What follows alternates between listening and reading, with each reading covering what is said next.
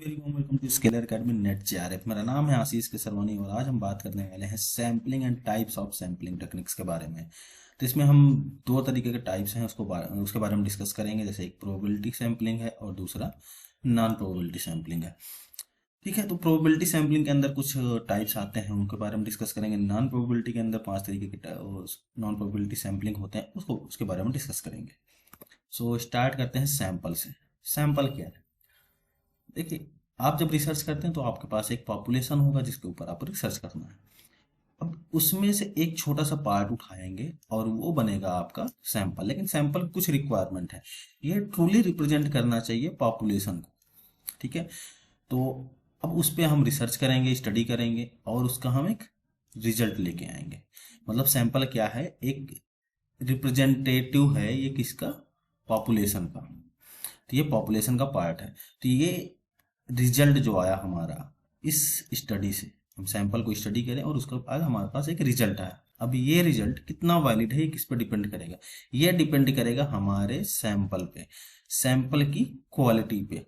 अब आप पूछेंगे क्वालिटी ऑफ सैंपल का मतलब क्या है? क्वालिटी ऑफ सैंपल का मतलब कि क्या हमारा सैंपल जो पॉपुलेशन को रिप्रेजेंट कर रहा है ट्रूली रिप्रेजेंट कर रहा है या फिर नहीं। मतलब हो सकता है कुछ ही एस्पेक्ट को रिप्रेजेंट कर रहा हो या फिर सारे एस्पेक्ट को रिप्रेजेंट कर रहा हो।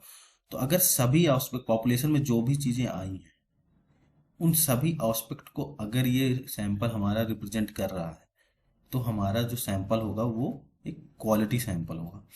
ठीक है, तो अब ये भी हो सकता है कि जो सैंपल आया है वो बायस्ड सैंपल हो। तो रिजल्ट्स क्या ट्रस्टेड हो सकते हैं या नहीं? तो रिजल्ट ट्रस्टेड नहीं होंगे, उन रिजल्ट्स को हम जनरलाइज नहीं कर सकते। अब ये बायस्ड सैंपल का मतलब क्या है?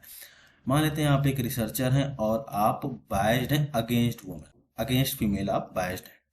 तो पॉपुलेशन बनता है, एक एग्जांपल लेते हैं, छोटा सा एग्जांपल लेते हैं। 100 पार्टिसिपेंट्स हैं, ह्यूमन पार्टिसिपेंट्स हैं, उनका पॉपुलेशन है। उनमें से आप 10% के ऊपर आपको रिसर्च करना है, ये हो गया आपका सैंपल। तो अब देखिए, जो आपका रिसर्च है वो डिपेंड करता है कि वो मेल और फीमेल दोनों के बराबर के रेशियो होने चाहिए। मतलब क्या हो गया? 5% यानी कि 5 फीमेल्स हो गई और 5% मेल यानी कि 5 मेल हो गए। तो अब आपको इन दोनों से बातचीत करनी है या फिर इंटरव्यू लेना, जैसा भी जो भी आपके रिसर्च की रिक्वायरमेंट हो। तो उसके बाद आपको एक कंक्लूजन में आना है। लेकिन आप क्या कर रहे हैं? आप बायस्ड हैं, आप फीमेल के अगेंस्ट बायस्ड हैं। आप 5 मेल से बात तो करते हैं, उनसे अच्छे से बात की, सारी चीजें जानकारी इकट्ठा की। उसके बाद जब फीमेल्स की बारी आती है तब आप 2 या 3 फीमेल से बात करते हैं या फिर 5 से बात तो करते हैं, लेकिन उनकी जो बोली गई बातें हैं उनको आप इतना ज्यादा इंपॉर्टेंस नहीं देते हैं, उन आपको लगता है कि ये इंपॉर्टेंट नहीं है। तो जो आपका कंक्लूजन है वो ट्रस्टेबल नहीं होगा, ना तो वो जनरलाइज किया जा सकता है। एक छोटा सा एग्जांपल है, आई थिंक आपको समझ में आ गया होगा ये बायस्ड और लॉपसाइडेड सैंपल का मतलब क्या है। Main benefits of sampling, main benefit sampling क्या हो सकता है? Cost reduction. ज्यादा लोगों पे काम करेंगे तो ज्यादा पैसा खर्च होगा, कम लोगों पे काम करेंगे तो कम पैसा खर्च होगा। सैंपल आपका 1000 है, 1000 लोगों पे काम करेंगे तो ज्यादा पैसा खर्च होगा। और 10% ले लेते हैं, मान लीजिए 100, सॉरी ये पॉपुलेशन 1000 है, 1000 पॉपुलेशन, 1000 की पॉपुलेशन, अगर इस पे रिसर्च कर रहे हैं तो आपको पैसा ज़्यादा खर्च होगा। और अगर सैंपल लेते हैं 10% का पॉपुलेशन का सैंपल ले लेते हैं, मतलब आपके पास 100 लोग हैं जो आपके सैंपल के रूप में है, अब इन पे काम करना है आपको। तो जाहिर सी बात है, जब 100 लोगों पे काम करेंगे तो आपका पैसा कम खर्चा होगा। तो जब कम लोगों पे काम करेंगे तो ऑब्वियस सी बात है टाइम भी कम कंज्यूम होगा, तो लेस टाइम कंज्यूमिंग। अब देखिए, in case population is consistent, population आपका कंसिस्टेंट है। मतलब पॉपुलेशन में एक, अगर ह्यूमन पॉपुलेशन के बारे में ही बात करते हैं, अगर एक ही तरह का आपके पास पॉपुलेशन है तो आप बार बार एक ही तरह के लोगों के पास क्यों जाएंगे? मतलब 1000 लोग हैं, आपको पता है कि पॉपुलेशन आपका कंसिस्टेंट है, तो आप 1000 लोगों के पास क्यों जाएंगे? आप सीधे 10% सैंपल बनाइए और 100 लोगों के पास जाइए, क्योंकि यही यहाँ से जो रिजल्ट आएगा मोस्ट प्रोबेबली चांसेस यही है कि यहाँ से भी वही रिजल्ट आएगा। मतलब अगर पॉपुलेशन आपका कंसिस्टेंट है तो ये मोर डिजायरेबल है कि आप सैंपल पे काम करिए। तो कुछ फैक्टर्स हैं जो सैंपल के इन्फ्लुएंसेस यानी कि सैंपल के जो आउटकम्स आते हैं उन पे अफेक्ट करते हैं। अब वो फैक्टर्स क्या क्या हो सकते हैं? सबसे पहली चीज सैंपल साइज। देखिए, सैंपल क्या करता है, रिप्रेजेंट करता है पॉपुलेशन को। ये भी हो सकता है कि थोड़ा बहुत चेंजेस हो, थोड़ा बहुत एरर आए, तो अब वो एरर कैसे मिनिमाइज किया जा सकता है। जितना ज़्यादा आपका सैंपल बड़ा होगा उतनी ज़्यादा एक्यूरेसी होगी।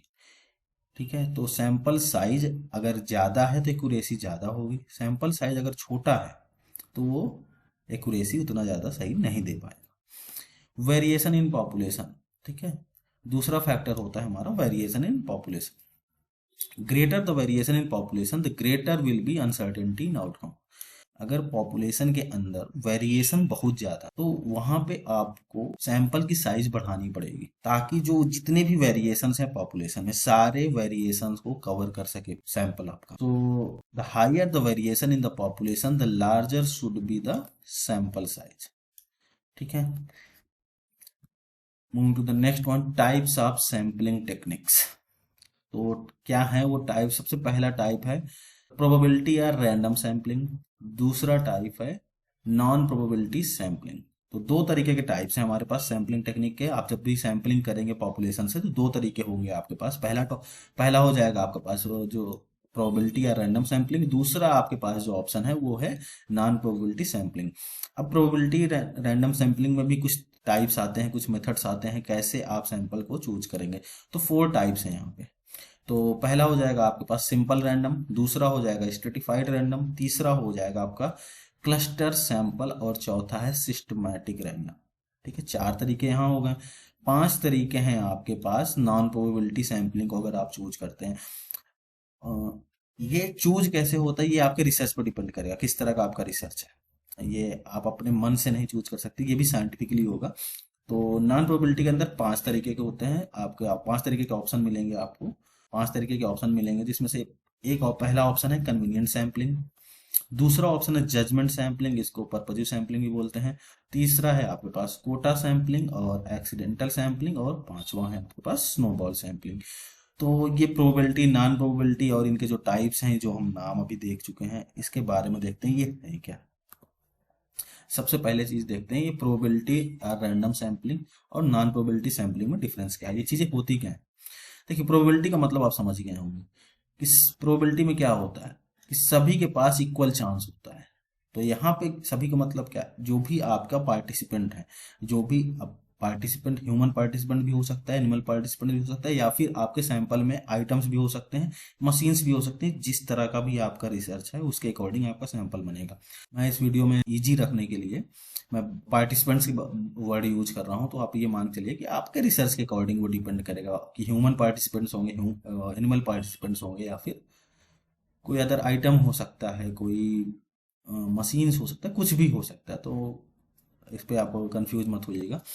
सबसे पहली चीज equal chance to everyone to get selected. देखिए प्रोबेबिलिटी वर्ड यूज हुआ तो इसका मतलब सबको इक्वल चांस मिलेगा सिलेक्ट होने का। ठीक है, each person in population has equal independent and known chances of being selected.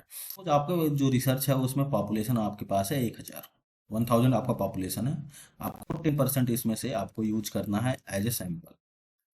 10% sample होगा तो ये बन जाएगा आपका 100। तो अब 100 लोगों को चूज करना है। अब वो चूज कैसे करेंगे, सबके पास ना 1000 में से सबके पास ना इक्वल चांस होगा सिलेक्ट होने का, उस पॉपुलेशन में जाने का।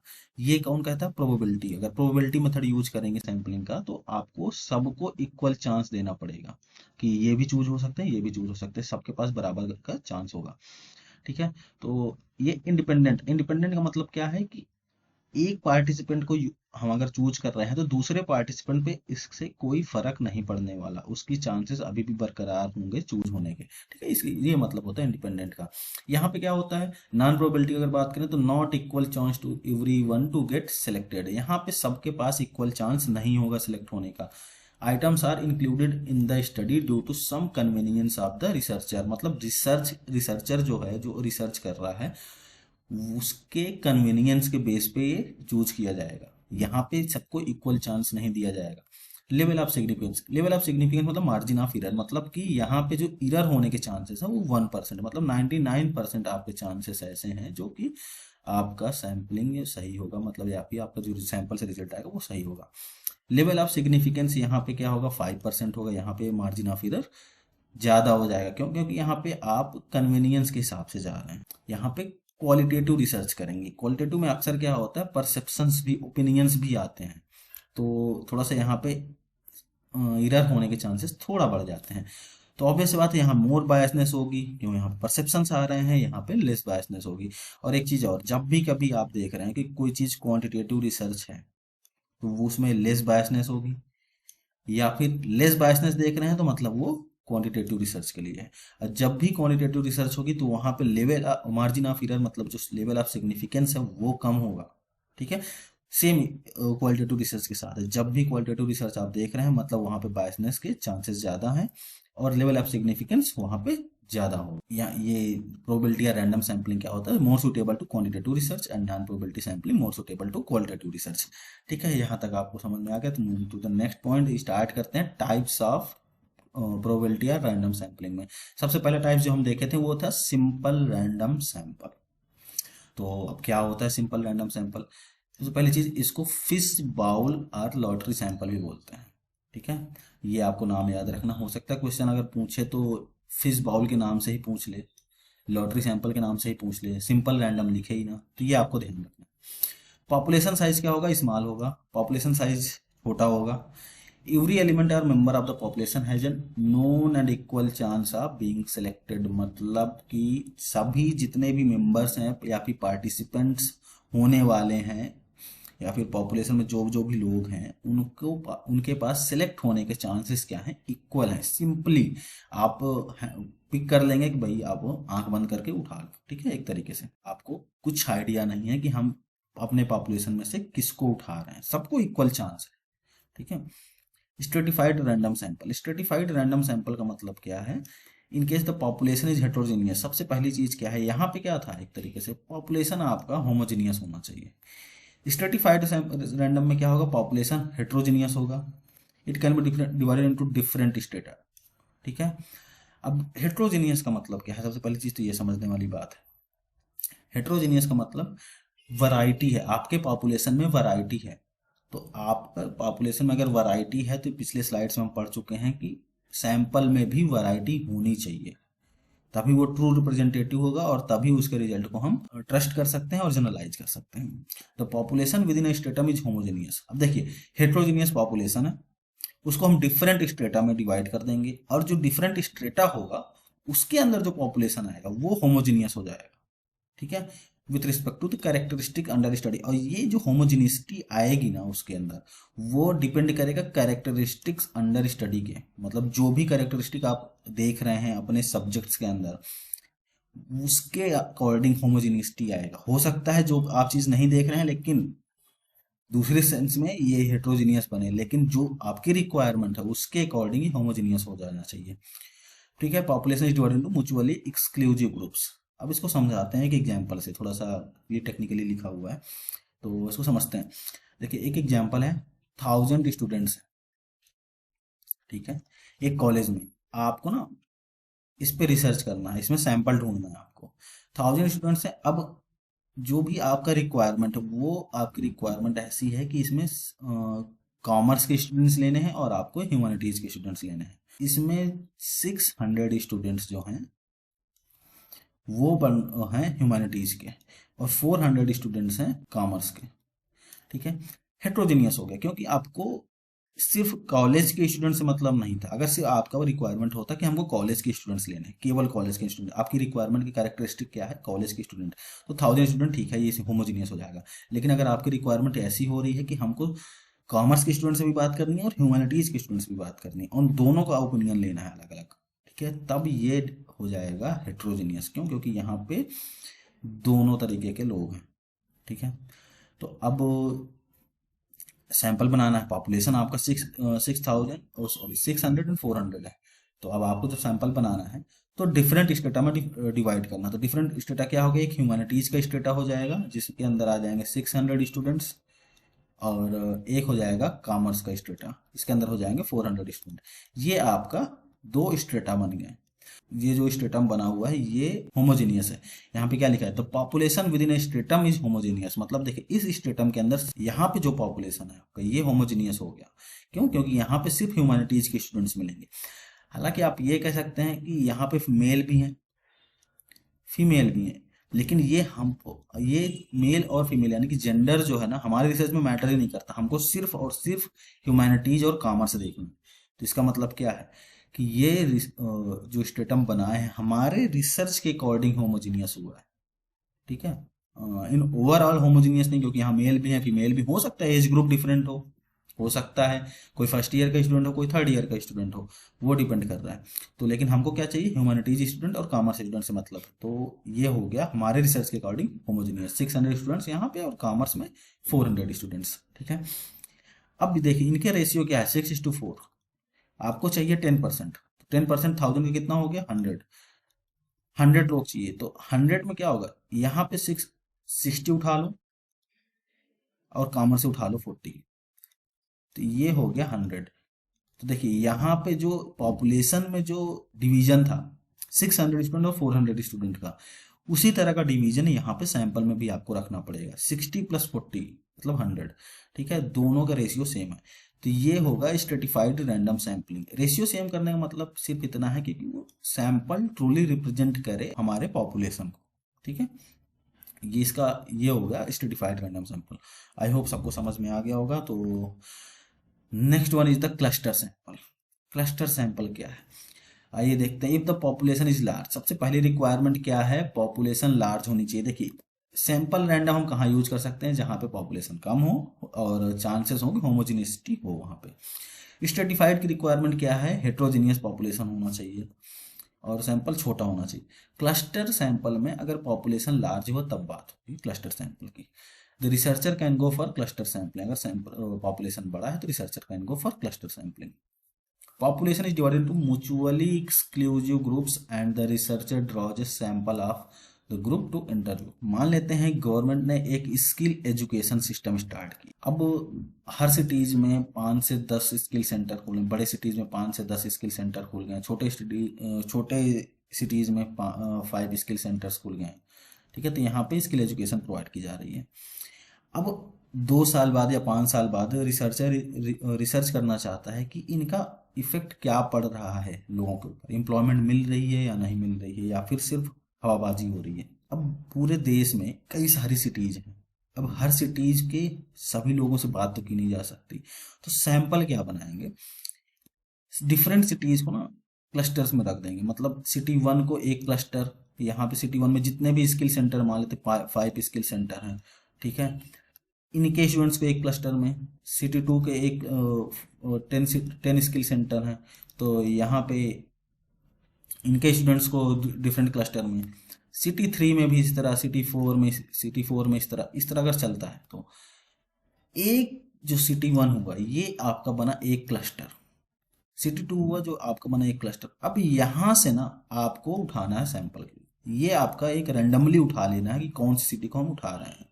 मान लेते हैं सिटी 1 उठाएं, तो यहाँ के जो 5 स्किल सेंटर हैं ये इनके जो बच्चे होंगे जो स्किल सीख रहे हैं उनके ऊपर रिसर्च होगा।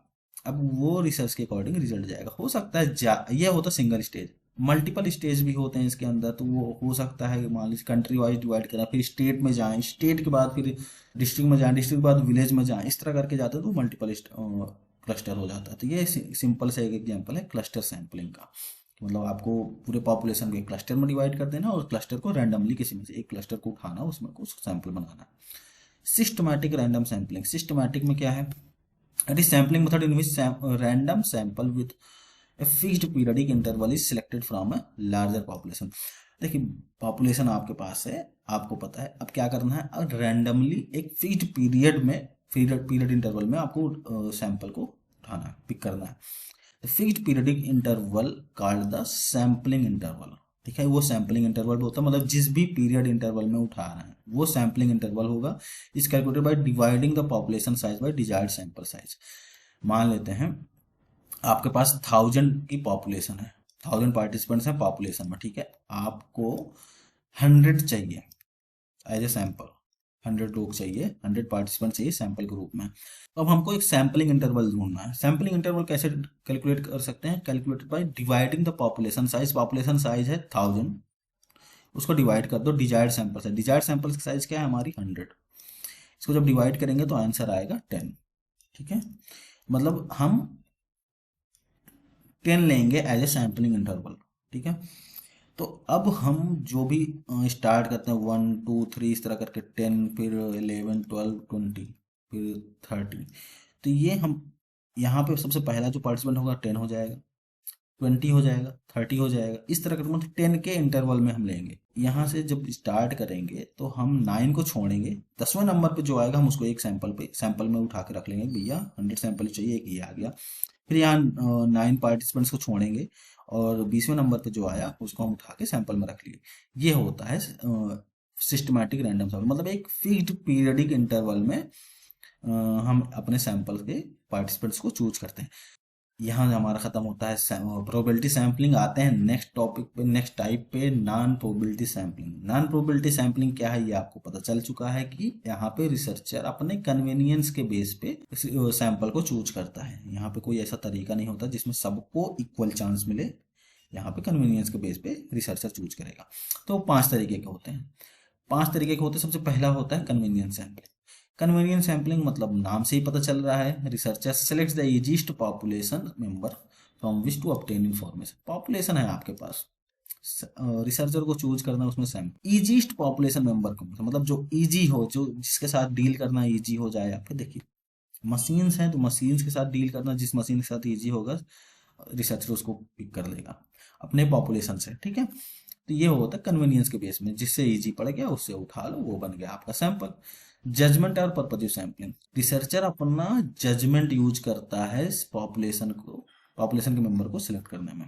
अब वो कैसा जजमेंट होगा कि उसको पता होना चाहिए या फिर उसको फील होना चाहिए, फिर उसका जजमेंट है, उसका कॉल है कि जो भी हम पॉपुलेशन से मेंबर उठा रहे हैं वो मेंबर क्या हमको एक्यूरेट इंफॉर्मेशन प्रोवाइड कर पाएगा, ये उसका कॉल है, रिसर्चर का कॉल है। This can be use for historical और डिस्क्रिप्टिव रिसर्च, ठीक है।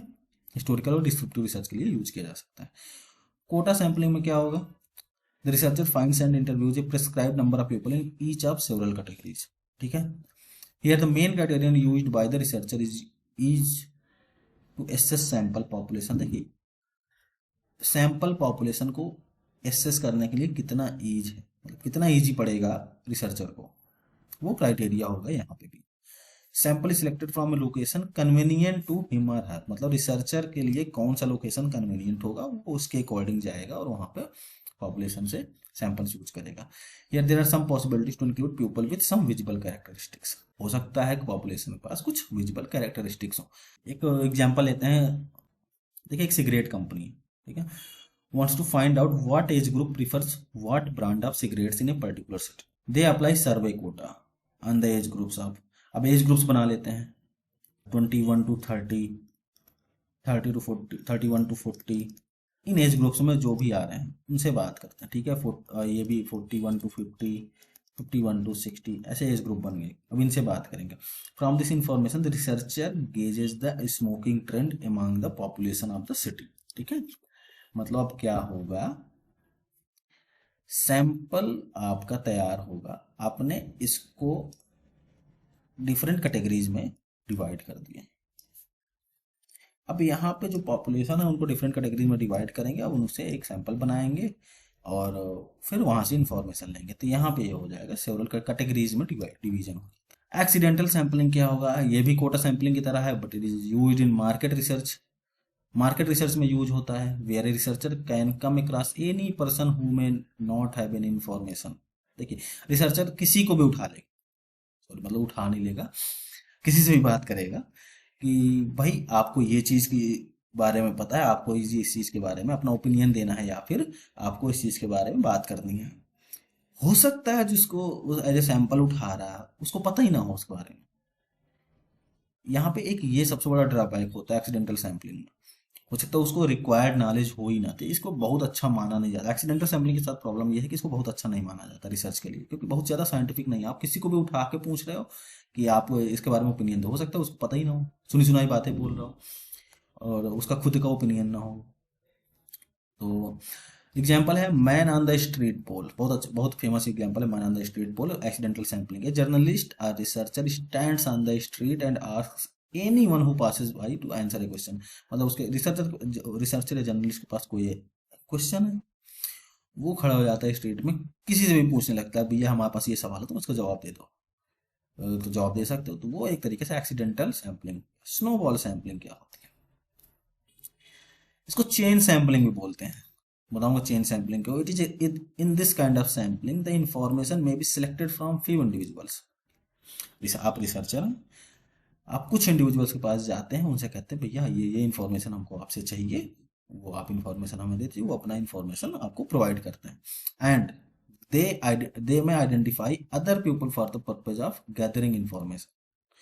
अब वो जो इंडिविजुअल्स थे जिन्होंने आपको इन्फॉर्मेशन दिया, वो आइडेंटिफाई करेंगे आपके लिए दूसरे पीपल, दूसरे लोग आपके लिए आइडेंटिफाई करेंगे ताकि आप उनसे इंफॉर्मेशन गैदर कर सकते हैं। दे में also become the part of this sample.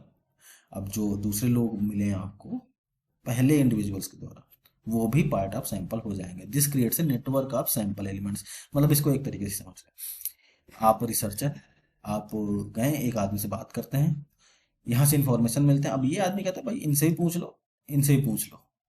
तो आप गए इनसे, इनसे बात हो गई, इनसे इंफॉर्मेशन मिल गई। अब ये कहता है इनसे ही पूछ लो, इनसे ही पूछ लो, इनसे ही पूछ लो। तो ये कहता है इनसे, इनसे, ये इनसे, मतलब इस तरह चलता जाएगा, चेन बनती जाएगी एक। तो इसलिए इसको बोलते हैं चेन सैम्पलिंग। तो ये डिपेंड करता है रिसर्चर गया इसके पास, ये यहाँ पहुंचा दिया, ये यहाँ यहाँ यहाँ हर जगह पहुंचा दिया, ये सैम्पलिंग, स्नोबॉल सैम्पलिंग हो जाएगी। ठीक है। सैंपल साइज देखिए, यहाँ से आपका कंप्लीट होता है टाइप्स ऑफ सैंपल। मतलब प्रोबेबिलिटी पढ़ लिए, नॉन प्रोबेबिलिटी पढ़ लिए, प्रोबेबिलिटी के अंदर कौन कौन से टाइप्स हैं वो देख लिए, नॉन प्रोबेबिलिटी के अंदर कौन कौन से टाइप्स हैं वो देख लिए। आप ये पूछेंगे कि सैंपल साइज कैसे हम डिसाइड करेंगे? सैंपल साइज भी डिसाइड करने का भी तरीका है।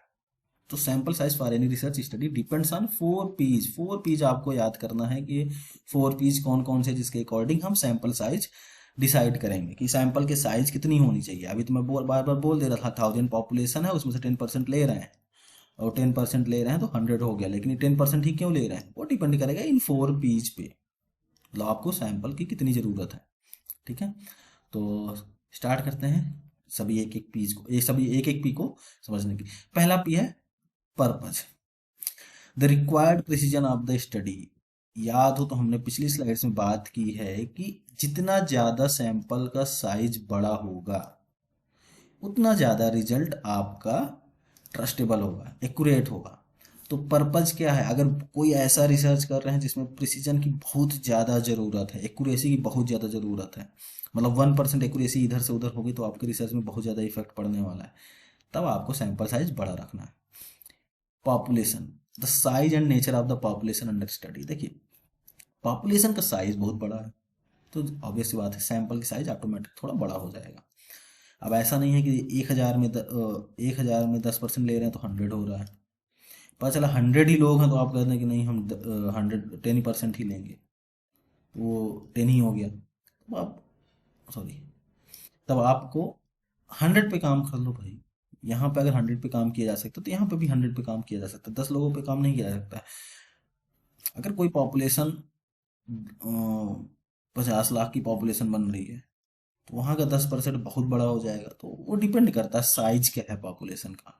ठीक है। तो अपने अकॉर्डिंग, रिसर्च के अकॉर्डिंग वो डिपेंड करता है कि अगर छोटे सैंपल में आपका पर्पस पर्पसफुल हो रहा है तो ठीक है, आप छोटे सैंपल से काम चला लीजिए।